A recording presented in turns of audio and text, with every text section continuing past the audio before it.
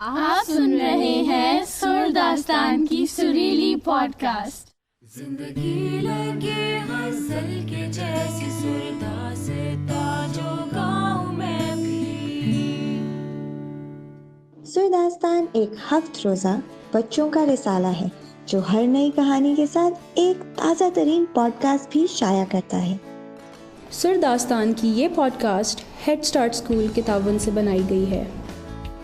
اس ہفتے ہماری کہانی کا عنوان ہے ستاروں کا محل، اور اس کہانی میں آپ کی ملاقات ہوگی مراد سے، جو کہ مغل زمانے کا ایک کاریگر تھا۔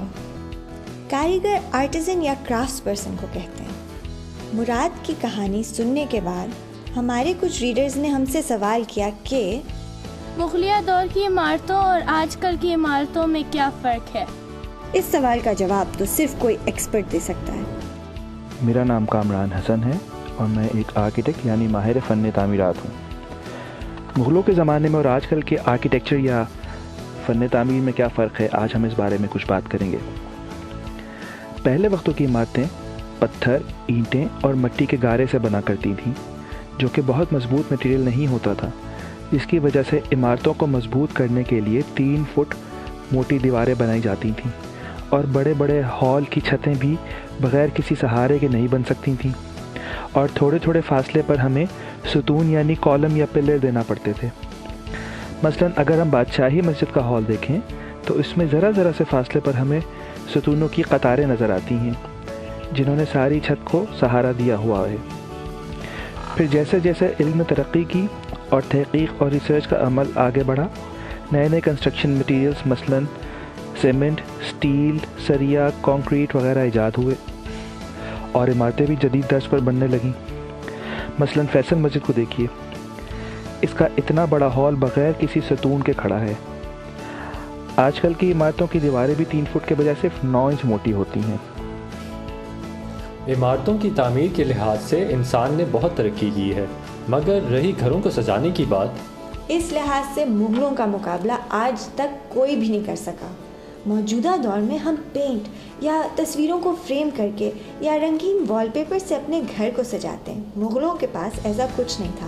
اس کے باوجود ان کی بنائی ہوئی عمارتیں آج تک دنیا بھر میں مشہور ہیں۔ مغلیہ عمارتوں کی تزئین و آرائش پر بہت محنت کی جاتی تھی۔ سینکڑوں ہنرمند اور محنت کش صرف ایک عمارت کو بنانے پر اپنی زندگیاں خرچ کر دیتے تھے۔ اس زمانے میں جو آرائشی کام ہوتا تھا اس میں پتھر پر نقش نگاری، کاشیکاری اور جالی وغیرہ کا کام شامل ہے۔ لیکن ان ساری باتوں کے بعد ایک سوال یہ پیدا ہوتا ہے کہ آرکیٹیکچر کیوں ضروری ہے؟ اس کا جواب یہ ہے کہ مختلف عمارتیں اپنے اپنے علاقوں کی پہچان ہوتی ہیں۔ مثلاً دبئی کے ذکر سے برج خلیفہ ذہن میں آتا ہے۔ جب کوئی آئیفل ٹاور کی بات کرتا ہے تو ہم پیرس کے بارے میں سوچنا شروع ہو جاتے ہیں۔ اسی طرح سینٹ ٹورس اور فیصل مسجد اسلام آباد کی پہچان ہے۔ ایک آرکیٹیکٹ کا کام کسی شہر کو پہچان اور شناخت دینے کے علاوہ اس شہر کی پلاننگ کرنا بھی ہوتا ہے، یعنی مختلف عمارتوں کو کس ترتیب میں بنانا ہے اور سڑکوں کا کیا ڈیزائن ہوتا ہے، یا باغات، درخت، فوارے وغیرہ کہاں کہاں بنانے ہیں تاکہ اس شہر کے شہریوں کی سہولت میں مزید اضافہ ہو۔ اس ہفتے کی کہانی میں مراد لاہور کے مشہور شیش محل کی تعمیر پر کام کرتا ہے۔ ہمیں تاریخ پڑھ کے پتہ چلتا ہے کہ لاہور قلعے کو بادشاہ اکبر نے بہت مضبوط بنایا تھا، مگر جب شاہ جہاں بادشاہ بنے تو انہوں نے لاہور قلعے میں اپنا محل بنا کر اس کو ایک خوبصورت رہائش میں تبدیل کیا تھا۔ شیش محل کی چھت اور دیواریں آئینہ کاری اور کاشی کاری سے سجی ہوئی ہیں، اور یہ ایک صدیوں پرانا فن یا آرٹ فارم ہے۔ تاریخ گواہ ہے کہ اکبر اور شاہ جہاں جیسے بادشاہوں نے باغات اور محلات کی تعمیر کا حکم تو دیا، مگر ان آرٹیزنز اور آرکیٹیکٹس کا تاریخ میں نام کہیں نہیں ملتا۔ مغلوں کی حکومت تو انگریزوں کے آنے سے پہلے ہی ختم ہو گئی تھی، مگر کیا وہ کاریگر بھی ہندوستان میں نہیں رہے؟ میرا نام فرحانہ اسد ہے اور میں کوئی 30 سال سے پتھر کا کام کر رہی ہوں۔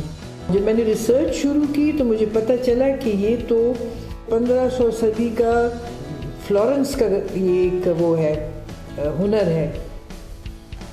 جہاں وہ چھوٹے چھوٹے پتھر کو کاٹ کے جوڑ کے ایک تصویر بناتے تھے، اور دور سے لگتا ہے کہ یہ ایک پتھر ہے، مگر جب آپ نزدیک دیکھیں تو وہ hundreds and thousands of little pieces, جسے موزیک کہتے ہیں۔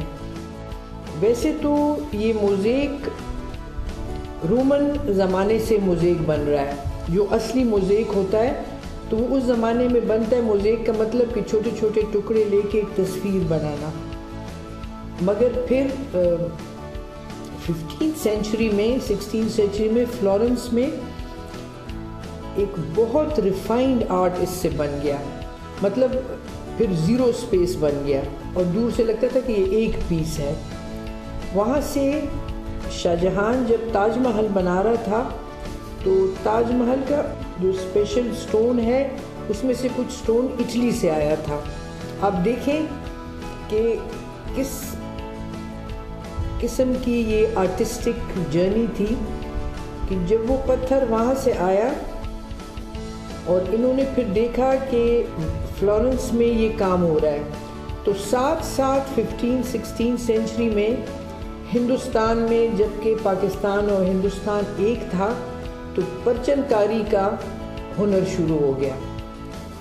اور فرق اس میں یہ تھا کہ فلورنس میں ٹکڑیاں جوڑ کے تصویر بنا رہے تھے، مگر ہندوستان میں تاج محل میں وہ کھود کے اس میں پھر ہیرے جواہرات وہ جڑاؤ کر رہے تھے۔ یہ جو طریقہ ہے یہ ابھی تک آگرہ میں استعمال ہوتا ہے۔ چکلا افغانیان پہ خبر ترالن نو اغیزان سر دا ہنر روڑ۔ جب افغانی پشاور آئے تو یہ ہنر اپنے ساتھ لے کر آئے۔ اور دی کہ دا مزے خبر دا چہ دا اٹلی نا دا فن چکم دے دا روس تلاڑ، دا روس نا افغانستان تراغے، دا افغانستان نا پاکستان تراغے۔ اور مزے کی بات یہ ہے کہ یہ فن اٹلی سے روس گیا تھا، اور پھر روس سے افغانستان، اور افغانستان سے پاکستان۔ اور ہر ملک، یعنی ہر ملک میں جب یہ آرٹ گیا تو انہوں نے اس میں اپنی کوئی چیز ڈالی۔ جیسے افغانیوں کو یہ سمجھ نہیں آ رہا تھا کہ یہ اتنا زیرو سپیس یا قریب یہ پتھر کو کیسے جوڑیں، تو انہوں نے کیا کیا کہ انہوں نے بیچ میں ایک دوسری رنگین پٹی دے دی، اور پھر بعض لوگوں نے اس میں میٹل کی ایک پٹی دے دی، چائنیز وہ کلوزون آرٹ کاپی کیا۔ تو چونکہ یہ ایک مکس اپ ہو گیا، مگر اس کا جو اینڈ رزلٹ ہے وہ بہت خوبصورت ہے۔ اس کی وجہ یہ ہے کہ ہر جو کاریگر ہوتا ہے یا ہر آرٹسٹ ہوتا ہے تو اس کا اپنا سٹائل اور داغی خپل جو تصویر جوڑی۔ تو جب آپ کسی پیس کو دیکھتے ہیں آپ کو فوراً پتہ چل جاتا ہے کہ یہ کون سے استاذ کا کام ہے۔ With great regret I have to say that a lot of workshops in Peshawar have closed because there is no market, nobody is encouraging the artisans, nobody wants handmade stuff, which is very, very sad because we have a very, very rich culture in stone, in wood and in metal and in embroidery. Yes. But unfortunately it is all being lost. ایک machine سے بنائی ہوئی چیز ہاتھ کے کام کا مقابلہ نہیں کر سکتی۔